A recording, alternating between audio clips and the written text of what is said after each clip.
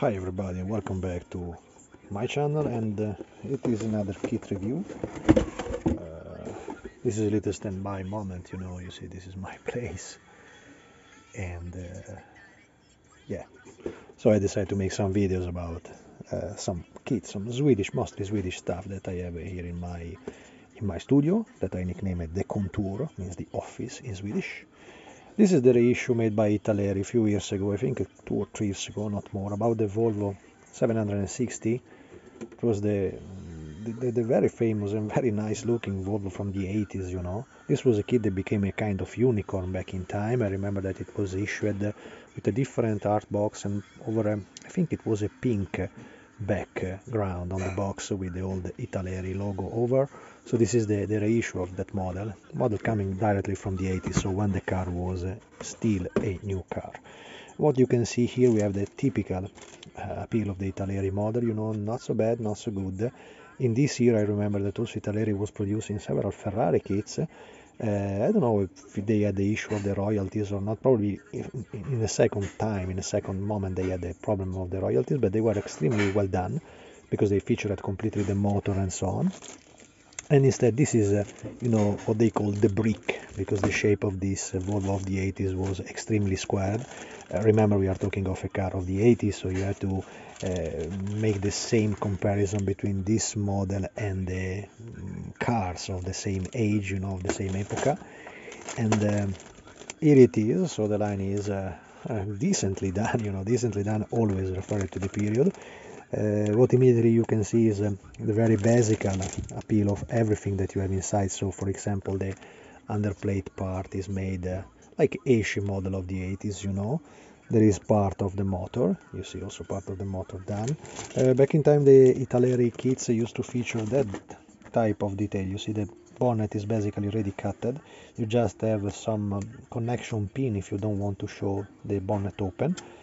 And we will see about that, because I have some special local ideas about this car. I didn't bought it to make it become a race car and so on. I didn't know neither if they made a serious version of the Volvo 760 racing. I don't think so. Despite, it's curious because even in those years, we are both 40 to 50 years later compared to the project arriving. I don't remember if the original design of this car was made by Bertone. It can be a Nuccio Bertone design. I don't remember it honestly. Maybe they write it somewhere in the instruction sheet. They don't say it, but I'm nearly sure that this was a Bertone design. Nuccio Bertone was famous to make this kind of squared, very nice looking car.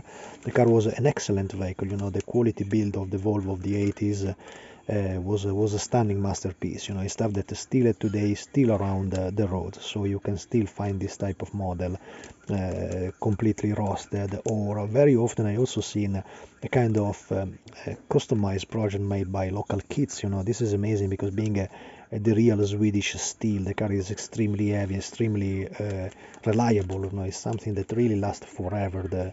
The 7 Series of the Volvo, and I've seen very often some funny stuff, mostly on the combi version. The combi version is what the Swedish call the station wagon car, so where you can basically fit everything inside this type of car. I own one of these, not of the 760. I own a much later model. I own a V70 of the early 2000s, so it's a car that is already 20 years younger than this, despite mine is already 20 years old, to have an idea of the type of car.